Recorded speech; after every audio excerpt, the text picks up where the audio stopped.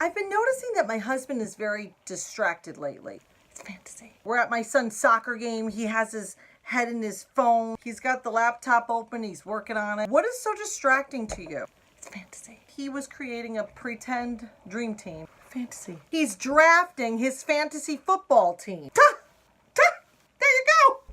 Fantasy football draft. I thought I was my husband's fantasy. Fantasy football is like a Dungeons and Dragons for men, really. Okay, let's bring our expectations up a little bit. Okay, just up a little bit. How about we all get in on it? But I'll pick teams. I'll pick your fantasy team. I'll be your fantasy wife that picks fantasy teams. Do you know what my drafted fantasy team would look like? We'd have a cleaning lady.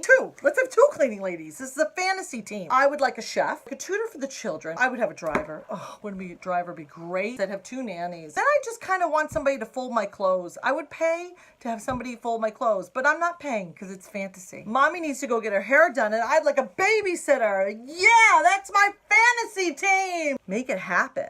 Fantasy football couldn't sound sexier. So this week, if you're back at school and your husband's not, fantasy, just tell him he can have his league and his handcuffing and his stud talk and whatever else. Just get the laundry done. That's all we want. Make some meals, put some lunches out for the children. You want to know what's hot? I'll tell you what's hot, vacuuming.